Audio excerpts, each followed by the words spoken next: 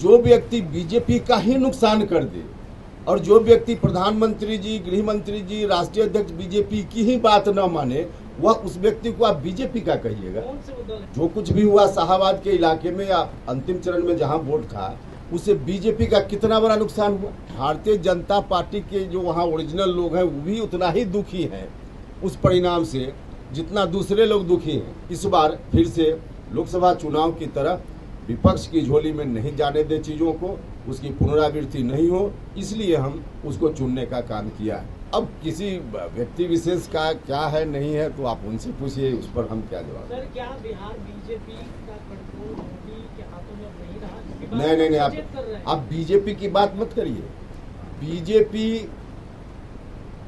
कोई भी व्यक्ति जो एनडीए का नुकसान करे, बीजेपी का ही नुकसान कर जाए। जो कुछ भी हुआ शाहाबाद के इलाके में या अंतिम चरण में जहां वोट था, उससे बीजेपी का कितना बड़ा नुकसान हुआ। नुकसान तो बीजेपी का हुआ। तो जो व्यक्ति बीजेपी का ही नुकसान कर दे और जो व्यक्ति प्रधानमंत्री जी, गृह मंत्री जी, राष्ट्रीय अध्यक्ष बीजेपी की ही बात न माने, वह उस व्यक्ति को आप बीजेपी का कहिएगा। कौन से वो दल है सर जिन्हें बार-बार आप सचेत कर हम दल की बात, दल नहीं है, आप बीजेपी नहीं है, कुछ व्यक्ति हो सकते हैं। कौन व्यक्ति हैं उपेंद्र जी जो लोकसभा में? अरे भाई आप जाइए ना शाहाबाद के गांव-गांव में, पता चल जाएगा किस बूथ पर किसने क्या किया, पता चल जाएगा।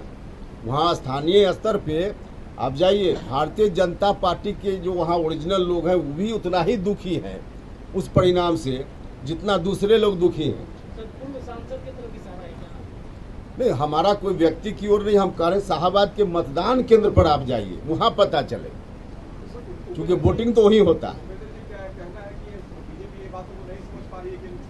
बीजेपी 100% समझ रही है, बीजेपी 100% समझ रही है। बीजेपी 100% नहीं समझती तो उपेंद्र कुशवाहा राज्यसभा का सदस्य आज नहीं होता कि उन इलाकों में शाहाबाद में और मगध के इलाके में हम इस बार फिर से लोकसभा चुनाव की तरह विपक्ष की झोली में नहीं जाने दे चीज़ों को, उसकी पुनरावृत्ति नहीं हो, इसलिए हम उसको चुनने का काम किया है।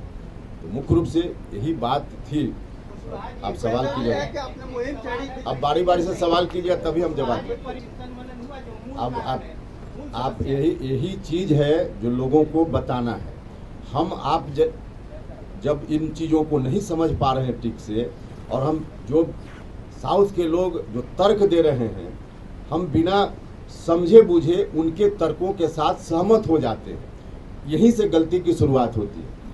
1971 आज़ादी के पहले तक हमारी आबादी लगभग नहीं के बराबर बढ़ी, बाद में भी थोड़े दिनों तक नहीं के बराबर बढ़ी। हाँ ठीक है कि आज़ादी के 10 साल के बाद या आज़ादी के तुरंत बाद भी कह सकते हैं तब हमारी आबादी बढ़ी।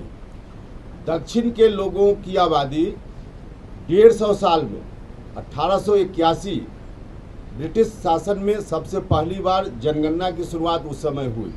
तब से लेकर आज़ादी के समय तक लगभग 150 साल, उन 150 सालों में उनकी आबादी लगभग 100% बढ़ी। हमारी आबादी उस समय नहीं बढ़ी। नहीं क्यों बढ़ी या बहुत ही कम, निग्लिजिबल, इसका कारण था कि अंग्रेज़ों के शोषण के शिकार हम हुए। अंग्रेज़ों का बैटलफील्ड और शोषण के लिए यही इलाका जो हिंदी बेल्ट है, मुख्य रूप से बिहार सहित बाकी अगल बगल के राज्य हैं, यही अंग्रेज़ों का शोषण शुरू हुआ। अंग्रेज़ों के शासन का जो आतंक था यही हुआ। स्वाभाविक रूप से यहाँ के लोग ही आंदोलन में सबसे ज़्यादा सक्रिय हुए, यहाँ के लोगों ने ही सबसे ज़्यादा कुर्बानी दी।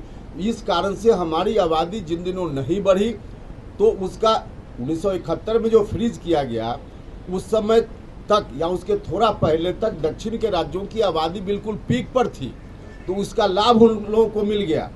जब हमारी आबादी उसके बाद बढ़ने लगी तो अब दक्षिण के लोग कहते हैं कि इनकी आबादी अब बढ़ रही है, हमने कंट्रोल किया।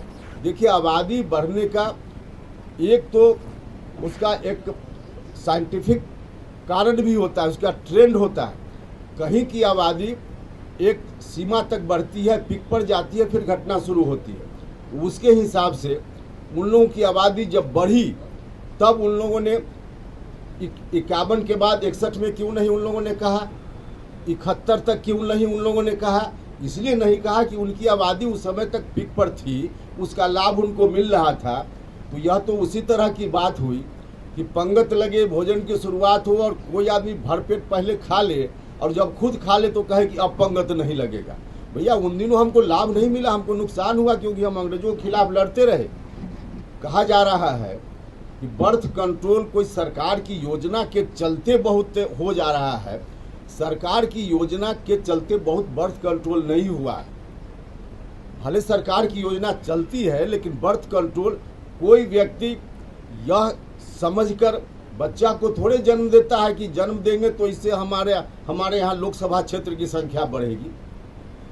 कहीं भी बर्थ कंट्रोल से नहीं। हाँ, लोगों में महिलाओं की शिक्षा, बिहार में ही जब से महिलाओं की शिक्षा पर विशेष ध्यान दिया गया है, तब से यहाँ भी रिपोर्ट है कि इंटर पास महिला माँ बनती हैं तो उनके यहाँ बर्थ कंट्रोल ज़्यादा है, उनके यहाँ जो प्रजनन का दर है वह कम है।